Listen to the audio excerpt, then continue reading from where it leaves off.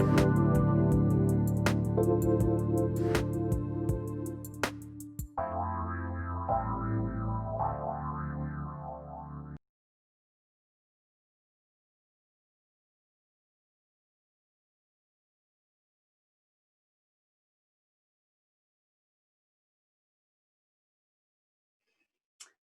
hello. Welcome, everyone, to Divine Transmissions Radio. I'm your host, Lisa Marie Shakti Ma. I'm really excited to have you here today. We have, I would say, one of my favorite topics of all times, and that is one simple key to enlightenment, simple understanding that if you really bring it into your day-to-day, to your life, it will absolutely radically transform your reality. So definitely stay tuned to the end. I have an exciting announcement at the end, and it'll be just fun. If you're watching this live, feel free to join the conversation via chat. I adore just input or questions, whatever comes. And also, I have a question to throw out there right from the beginning. What do you really struggle with in your life with regards to acceptance? So maybe that's a little bit of a key as to what we're going to talk about today.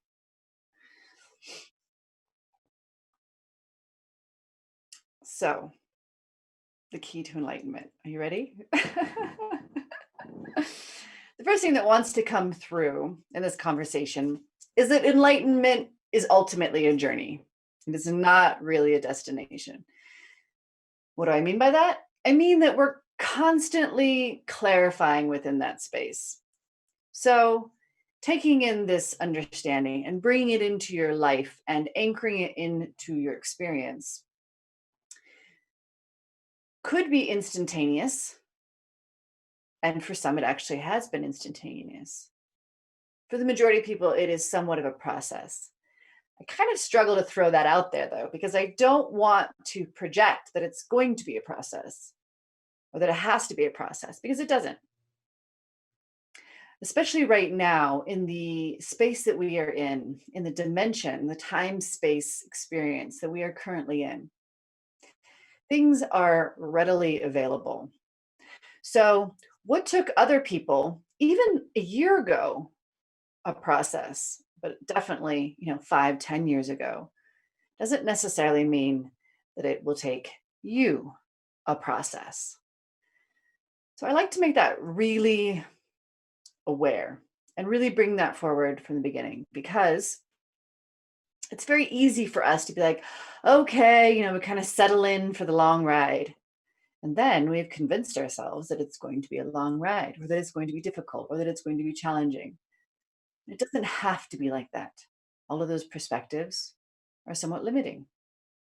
So it's always valuable to back out of any kind of concept like that it's going to be a process, or it is a process, or it's challenging. And always create space for the potential of anything that wants to rise. So, this one simple concept. The one simple concept is that in the moment, in the now, the understanding, and not just the concept, I mean the real understanding, that nothing needs to change. Nothing. Nothing needs to change. But this isn't just the moments that are glorious, joyful, blissful, happy. It's all moments. It's the moment where you're most challenged, you're most frustrated. The moments where potentially there are other people within the experience. Oftentimes, we have a deep desire for other people to be different. We just want them to be different.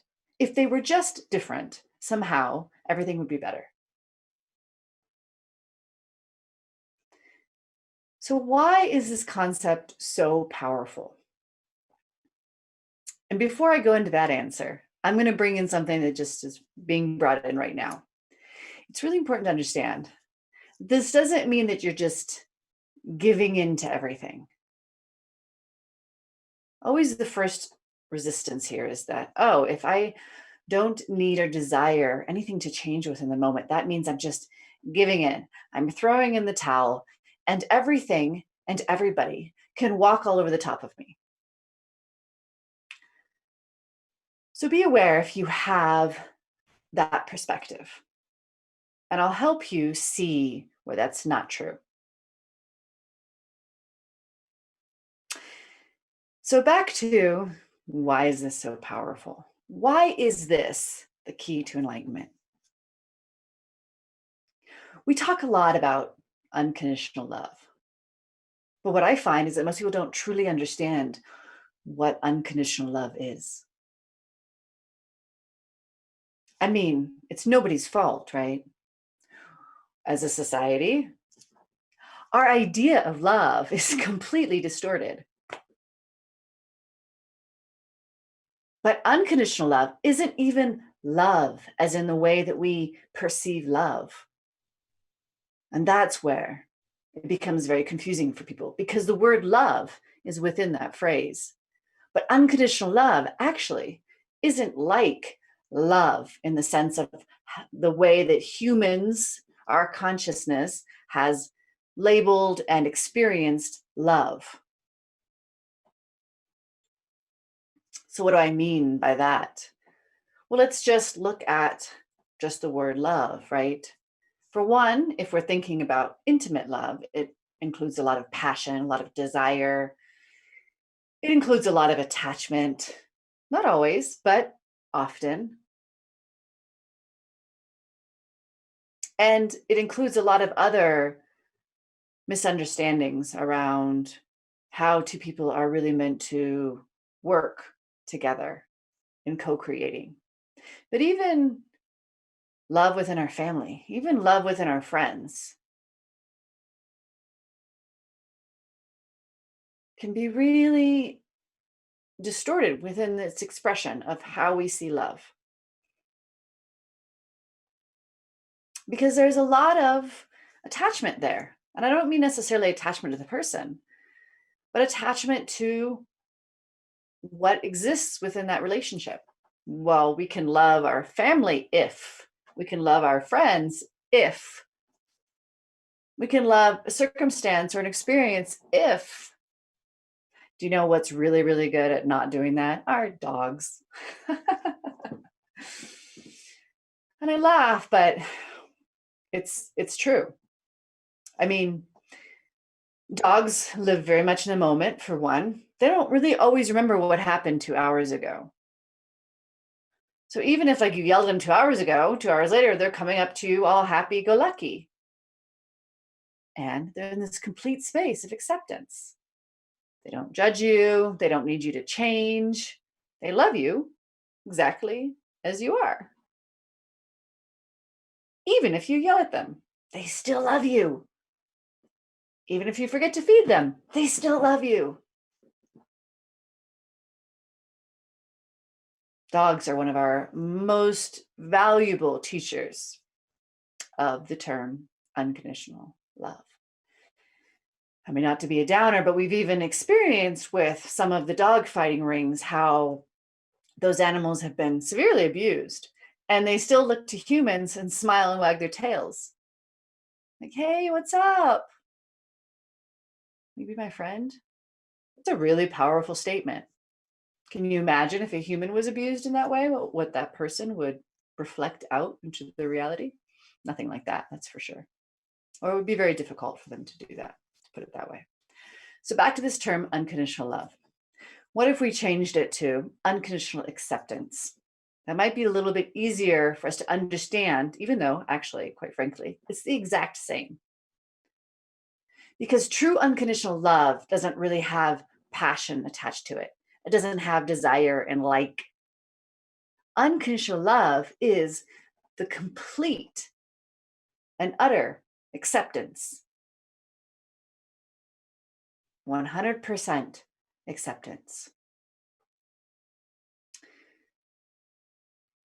Our universe is made out of awareness, love, light, but that love is unconditional. The universe doesn't judge whether something is right or wrong, good or bad, whether one person should be more successful than the other person. The universe holds a container of pure potential because that pure potential is simply awareness, love, light. Within that pure potential, conscious beings create their own karma, create their own drama, quite frankly, and create imbalances. And thus, the universe is balancing, law of attraction. All of the laws of the universe are the natural flows within the vibrations and the frequencies of consciousness. But it's not the consciousness itself, in the sense that that is simply a container that is potential, that allows all. I mean, you've probably heard people ask, why does God allow this? Why does God allow suffering? Why does God allow pain? Because God, source, consciousness, is unconditional love, unconditional acceptance. And within that space, everything is allowed. So just take a nice deep breath.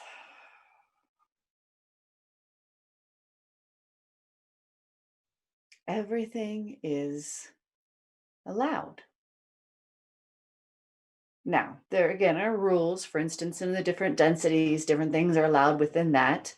So again, as things are narrowed into different spheres of consciousness, as I like to call it, there are different laws that apply. But again, the container of source energy, awareness, love, light, is unconditional.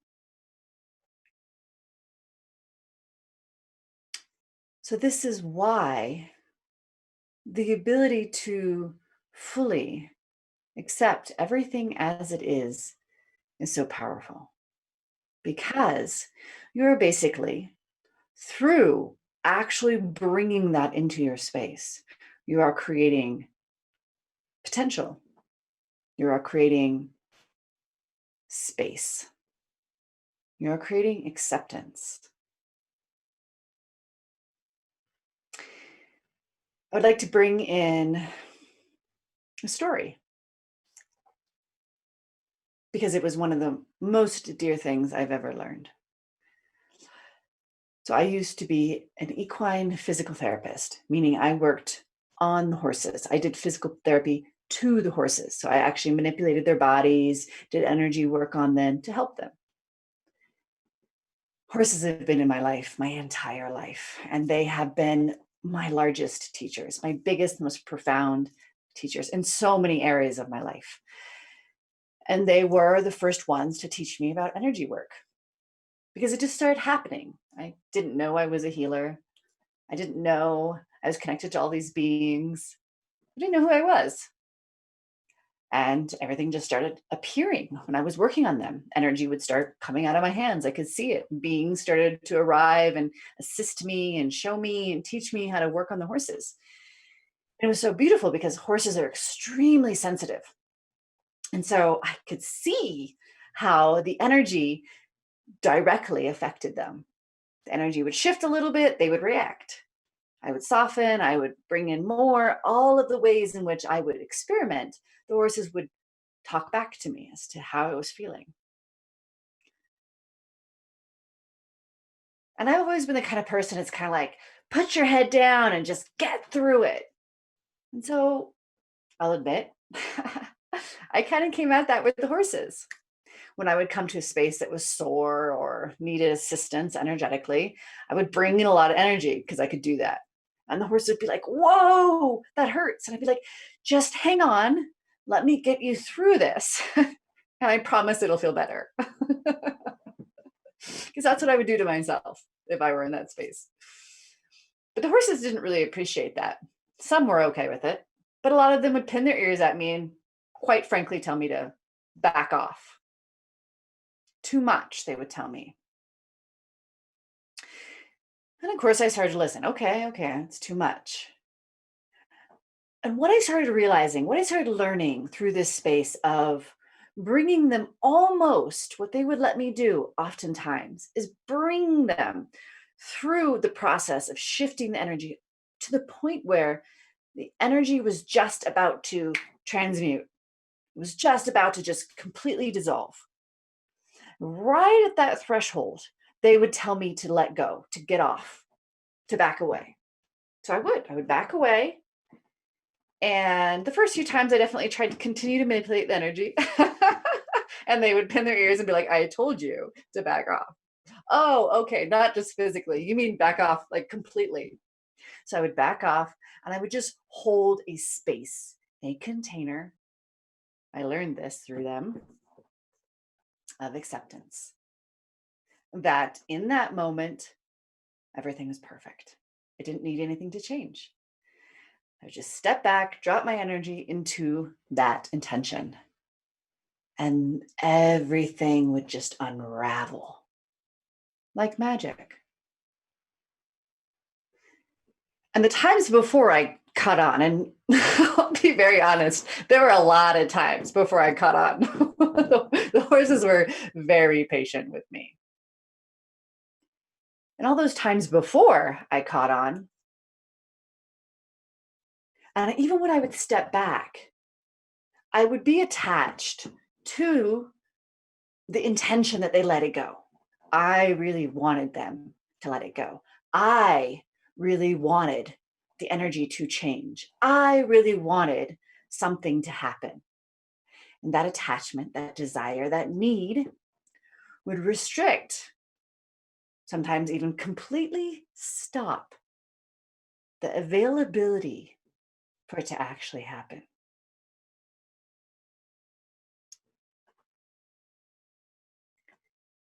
Let me repeat that. Because I wanted and was attached to the outcome, was attached to the energy of, okay, I'm going to step back, but that's really got to shift. Let it go, let it go, let it go. Shift, shift, shift, shift, shift. Because I want that to happen right now. Oftentimes it wouldn't. And that's where I started going kind of like question mark. Okay, so wait a second here. I took the energy to the threshold. They told me to back off. I did that. Why didn't it shift? So I'd come back in, I'd bring it back to the threshold, repeat the process. Again, it took me several times. But when I got it, I got it. And it blew my mind. And I still didn't understand the absolute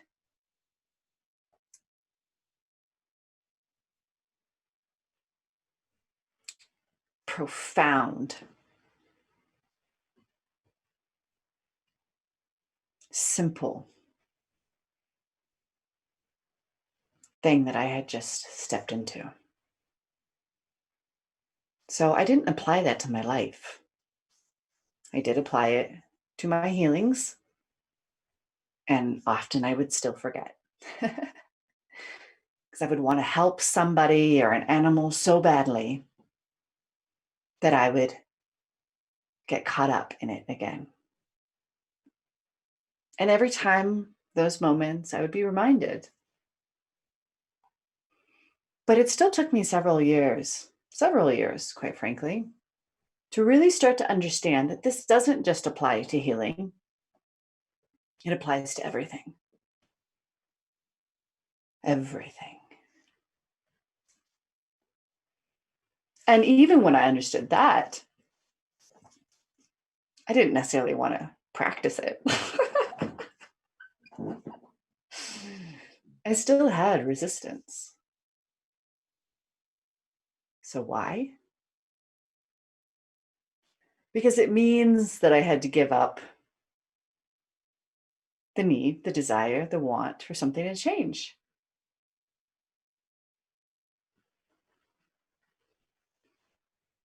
And having that need, that desire, that want, well, it can create a lot of excitement, AKA drama in life. It can also create a lot of suffering. can give us something to chase after, give us something to strive for. But that's all story. And it doesn't actually achieve anything.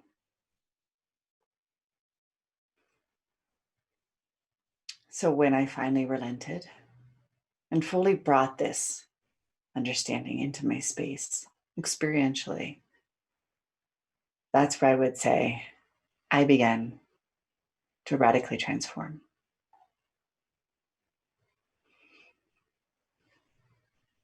My life shifted again and again and again, quicker, quicker, and quicker.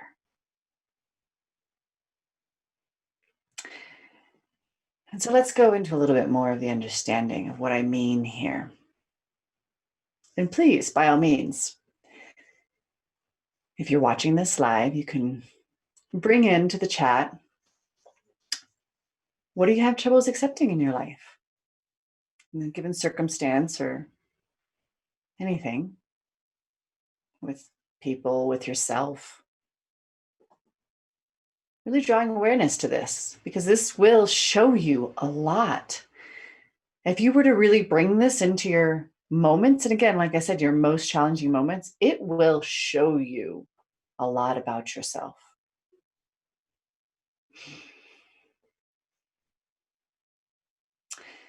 So back to kind of the practicality, so to speak, of it. We've all heard that there is only the now, right?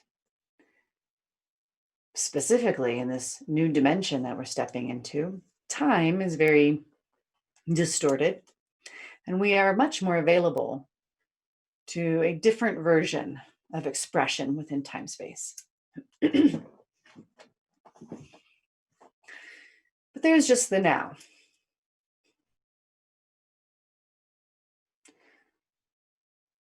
So within this moment of the now, there already exists infinite potential. There already exists in the container of this now unconditional love, unconditional acceptance. But we usually are not connected to that. We are usually not experiencing that because we are working within our own patterns, limiting beliefs, and fears.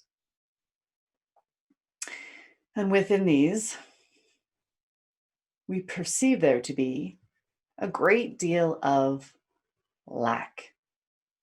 Now, lack can show itself in many, many different ways. A lack of money, a lack of time, a lack of love, a lack of resources, a lack of attention, a lack of success, a lack of availability, a lack of friends. Goes on and on and on. Basically, anything can be understood or perceived from a state of lack. Any circumstance, or of course, any material object, but even circumstances. What do I mean by that? Let's say you plan a day. And by planning the day, you're gonna go to the beach and you're gonna bring this lunch, and it's gonna be this beautiful day. And you and your friends or your partner are going to lay out on the beach, and it's just going to be really great. And as you're planning your day, whether you're conscious of this or not, you're creating all of this within your head. Because that's what we do. There's nothing wrong with that. Now, depending on your level of expectation, your level of attachment to the outcome, depends really on your understanding of what actually occurs and your belief of lack. So maybe you're creating all of this, and then you're going to go afterwards and have dinner and go dancing, and you've got this whole day planned. Maybe you get to the beach and it starts to rain. So you had thought it was going to be sunny.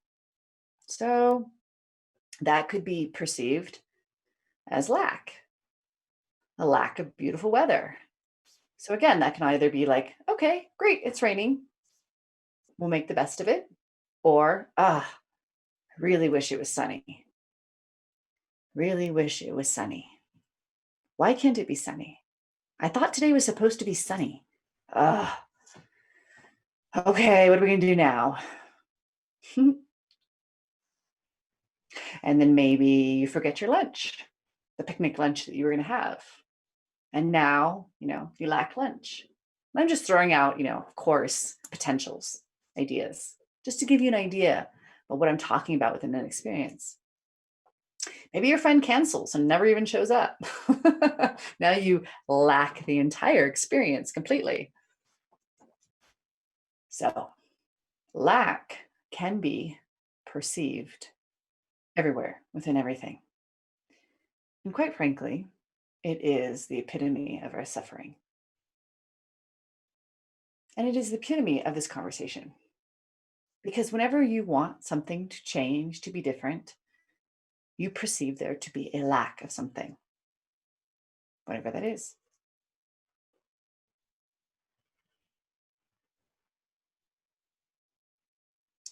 The truth is, lack doesn't exist. So take a nice deep breath with that. Allow yourself to feel whatever arises with that comment. And let me repeat it. Lack doesn't exist. Let's take a nice deep breath again. It's okay if you're being triggered. It's okay if you don't believe me. I just want you to be aware in this moment of how you feel when I say that. Because the first thing I have people tell me when I bring that forward is, how can you say that lack doesn't exist when I only have so many dollars in the bank and I have all of these bills to pay? How can you say the lack doesn't exist when there are people who can't even get food or water?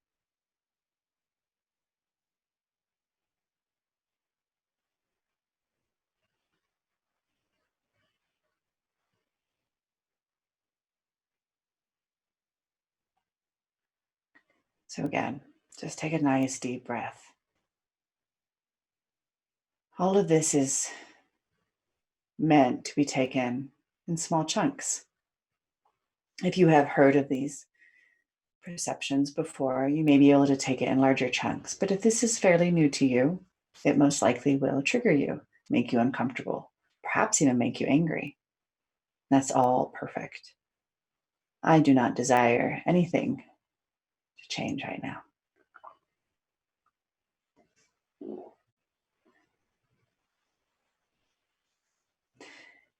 I'm not going to go into vast description of lack or not lack, but I will bring it in shortly.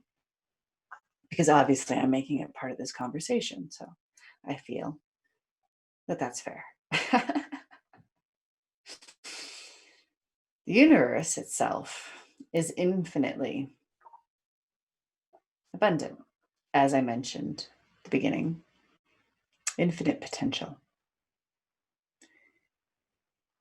Now, again, there's a lot of rules and narrowing of energy into the perception, the belief, the experience of lack. The perception, the belief, the experience of lack.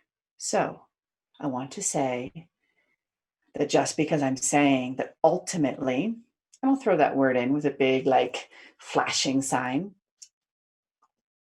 ultimately, lack doesn't exist. I am in complete compassion and understanding that you may experience lack, because I have experienced it myself. So I'm not here to tell you that you're delusional or that your experiences are not valid. I am never here to tell anybody that.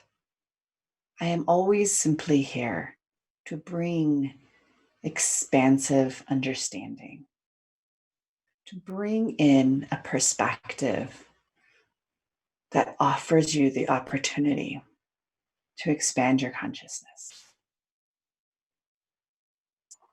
As with anything, growth occurs and outside of our comfort zone. Outside of our comfort zone. Okay, so going back to this lack. Within the now, there is infinite potential, infinite abundance, infinite availability. Because of our density, we experience a level of, I like to say, contraction within that infinite potential. Within our collective consciousness and agreements of humanity, we experience more contraction within that potential. And then each individual, based on their karma, their purpose here in life, their beliefs, their lineage, a plethora of things, plethora of, well, basically limitations of often given to yourself by your higher self or by the universe in the case of karma to some degree. There is contraction from absolute infinite potential and abundance, contracting, contracting, contracting. So again, not saying that your experiences are invalid, but it's important to start to bring in the understanding that right now in this very space, there is infinite potential. There is unconditional love. There is unconditional acceptance here, right now. And this is something that you don't really understand completely until you experience it. So much of our experience is, as I've mentioned in previous shows, if you've heard, filtered through our chakras, or excuse me, all of our experience is filtered through our chakras. Much of that experience is distorted through our chakras because our chakras are distorted with, once again, our patterns, our lineage, our karma, our beliefs, our trauma, our blocks, our pain, all of that creates distortions in how we perceive our reality.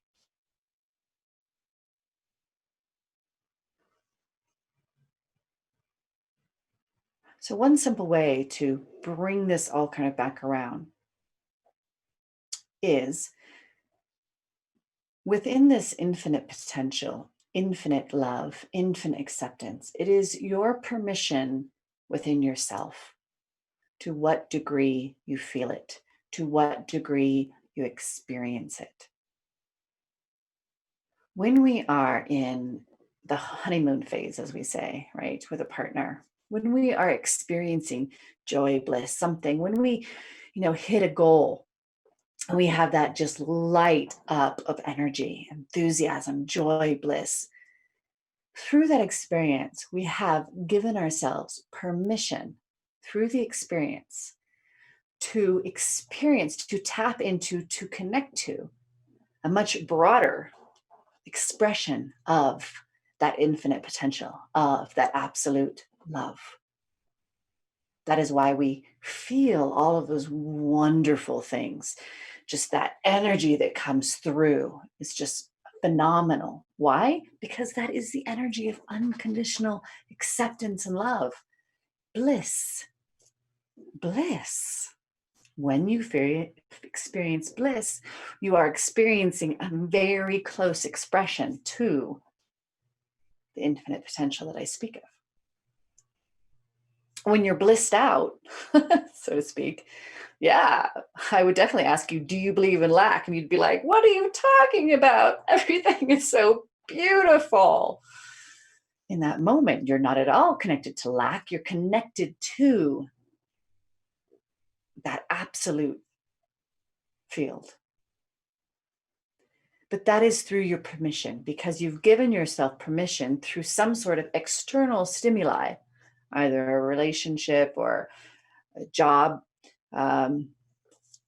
promotion, or winning the lottery, or or whatever it is. It doesn't have to be massive like that. It could just be a really beautiful day. Through that external stimuli, you have given yourself permission to experience this vast expression of love, absolute love. But that exists all the time. All the time. It is through our perception of the moment that we either do or do not to some degree, right? It's a spectrum of how much permission we give ourselves to experience that. If there is something in our experience that we wish would change, where we perceive lack, then we pull ourselves out of that availability. Because all of a sudden, what we desire, want, etc., does not exist in that moment. We want it to change. But through that needing, wanting, desiring something to change, we close off that potential. We make that unavailable to ourselves. So just take a moment to take another deep breath. Again, this is a lot. And this is a beautiful thing that I'm bringing to your space, but it's big, it's vast, and it's very challenging to everything we've ever learned. Very challenging, very almost confrontational to all of what you have learned through your life. So it's okay to be anything. Okay to be anything within.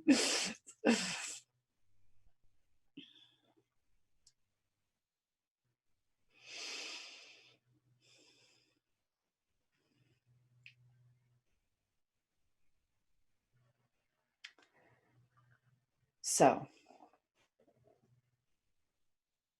Sean says, "Hi, Lisa. I struggle with the acceptance that I am worthy of anything positive."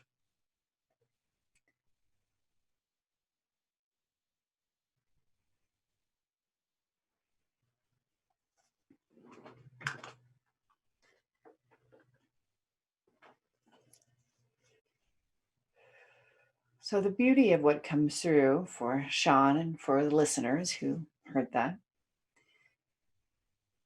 is the availability, the acceptance of what is perceived to be positive and what is perceived to not be positive.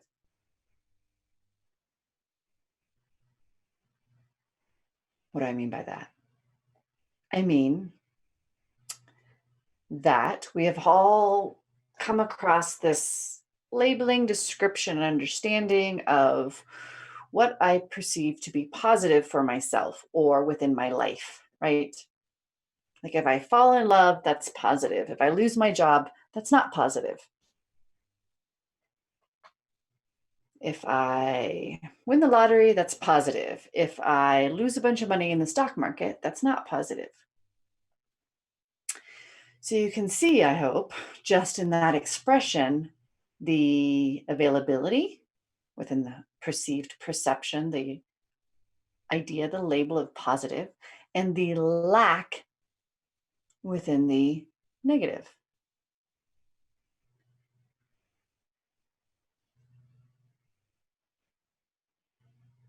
Just within, I'm so glad you brought that up, Sean, because it gives a very, very beautiful avenue into this understanding. Positive, negative, good, bad, right, wrong. All of the negative aspects of those expressions are within the energy of lack, and we want them to change. We want them to be different. We don't want to experience them.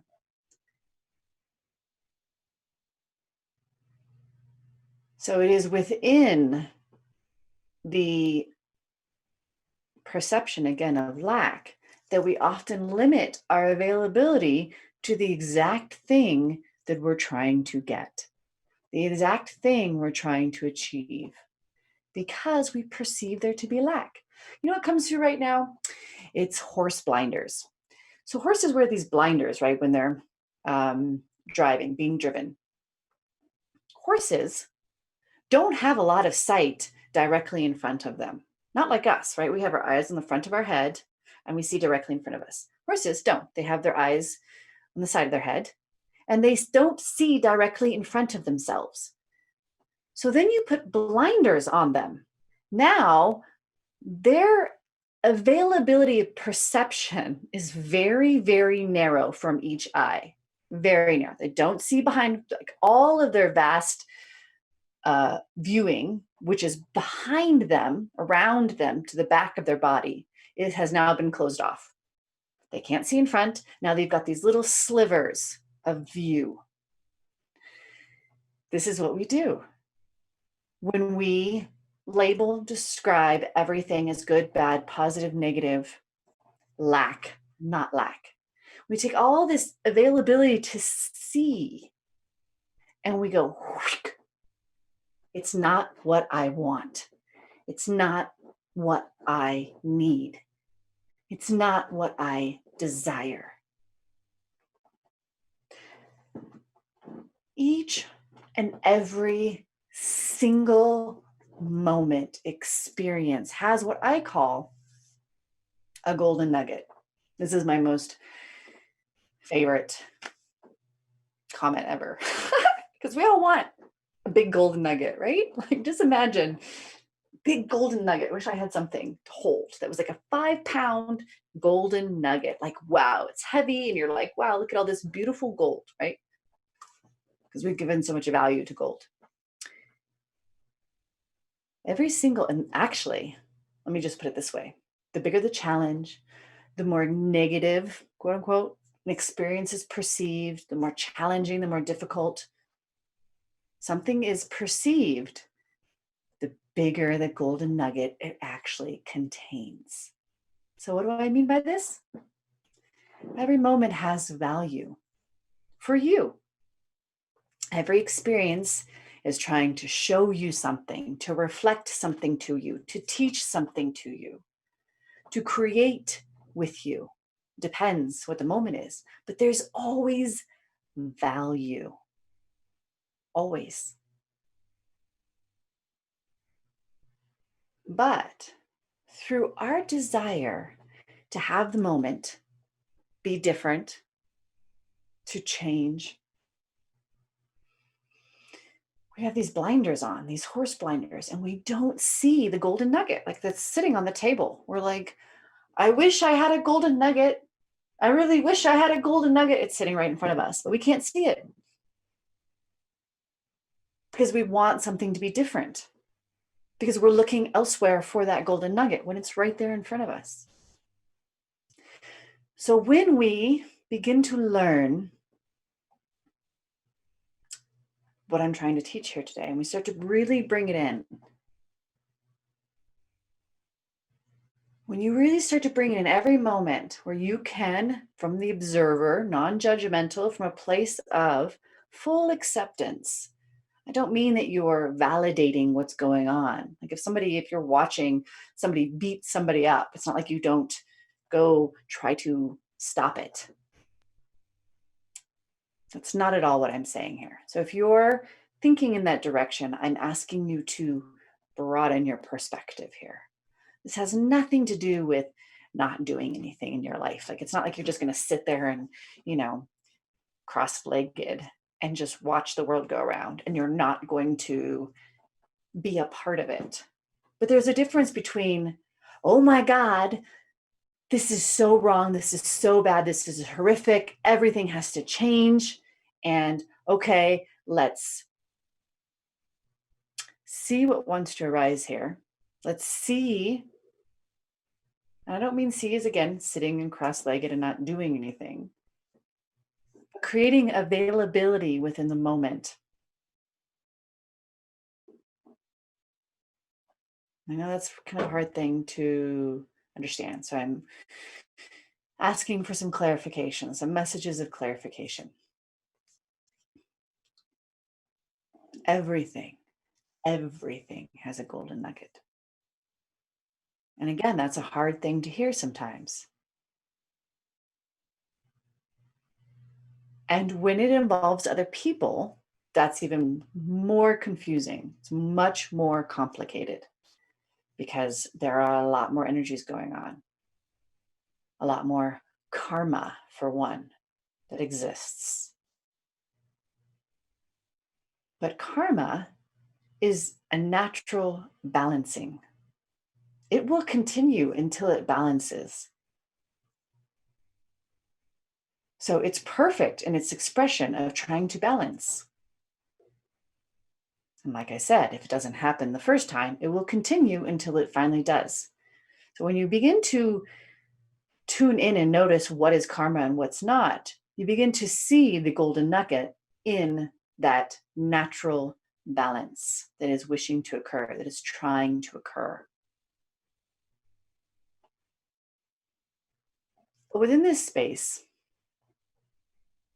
the key to enlightenment, the acceptance, the understanding that each moment is perfect in what it is trying to, not necessarily perfect in its expression, but perfect in what it's trying to teach you, show you, reflect back to you, make available to you, create with you.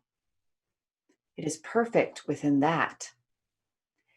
You become available to what is actually trying to occur rather than horse blinders and narrowing it down and fighting against what is actually trying to be expressed. Just like it was with the horses. I was trying to fight against what was actually just going to happen if I just brought in acceptance. It would just unravel itself. But me trying to be in there and trying to manipulate it, trying to change it, I restricted or stopped the beauty, the golden nugget of exactly what was attempting already to occur. And in this space of this one key to enlightenment is where you begin to experience divine orchestration on its most profound levels. Because you are available to the divine orchestration that is always trying to occur. Always, it's magic. It is intricate. It is vast. It blows my mind again and again and again. So, in that space of acceptance, unconditional acceptance for what is trying to be seen, learned, reflected, created, the value of the moment. That's where the golden nugget lies. That's where the divine orchestration lies.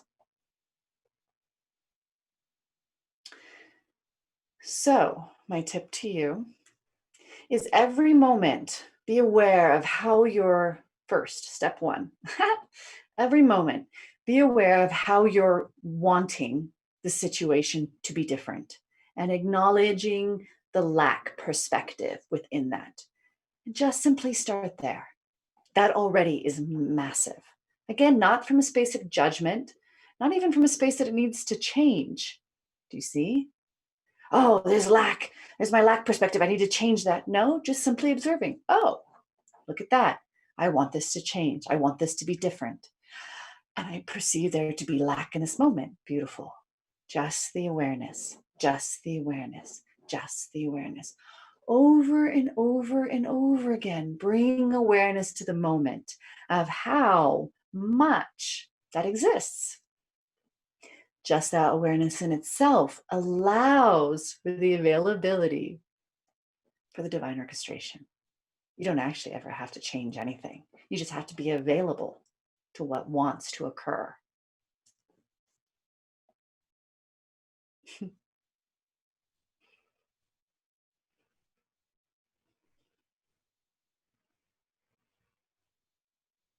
And if you want to take it a step further, what comes through is taking those really challenging moments. So, for instance, for Sean, when she's not feeling worthy of anything positive, when those quote unquote negative things are showing up, taking that moment and thinking, excuse me, not thinking, but allowing for the golden nugget of even the negative things to arise, to show, because that's actually where all the value is. Again, like I said, your most difficult, your most challenging, your most negative have the biggest nuggets in them. You just have to allow yourself to see it first and foremost. And then as you see it, guess what happens? It's no longer relevant for you. It's like you found the treasure. You found the treasure. Now that treasure doesn't exist anymore because you found it. There's other treasures, lots and lots and lots of other treasures, but that one has now been realized, understood, seen. So as you realize the golden nugget and those horrible experiences, as we've labeled them, you have come to the understanding of what you were meant to experience, learn, create, be reflected within that difficult, horrific, negative situation. The more you do that with all the negativity, quote unquote,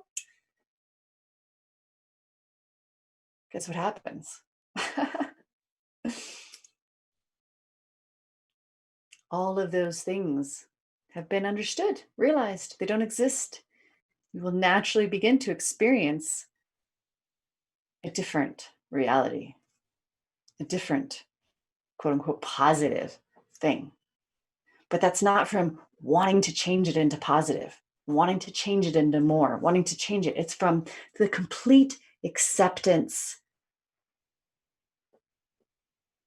that creates the availability for everything to show up. I'll say that again. It's through the complete acceptance of the negative, the difficult, the horrific, the seeing the golden nugget within that, through the complete acceptance of it, that you then create the availability for that infinite potential, for the positive.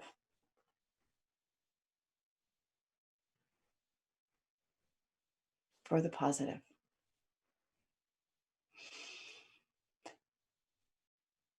So I was guided. This is my big surprise I wanted to bring at the end. I was guided to offer a discount on my one-on-one transmissions. This is mainly due to the financial circumstance a lot of people are facing. So my one-on-one transmissions, my personal transmissions, I call them, my one-on-one sessions are done over Zoom. And they're normally $197 for 90 minutes. And so I'm going to be offering them for $100. This is a limited time offer. I don't know till when, but there will be very limited availability. I don't plan to overwhelm myself with additional clients. I'm actually quite busy, but I am honoring this message and this request that I am receiving. So within these transmissions, what happens? My clients bring in their clear intention of what they're wanting to understand, what they're wanting to achieve, what they're wanting to clear or heal or change. And I hold a container of pure potential. And of course, within that pure potential, the unraveling occurs, just like I talked with the horses. So they're very, very powerful. They're very, very transformational. So you can go to my website, www.shaktima.net, and look under services. And you can book. And then the code that you would use to get the discount is 2020. So I recommend, if you're interested, to go ahead and book. You can even book it, later on and change the date. I don't really care. But I don't know how long I'm going to be offering the session. So they don't need to be booked anytime soon. They just need to be purchased, I guess, sometime soon. So I hope this has brought you guys expansion, potentially transformation, and just a lot of awareness. Again, I'm Lisa Marie, Shakti Ma with Divine Transmissions Radio, and I hope to see you next Thursday. Thank you.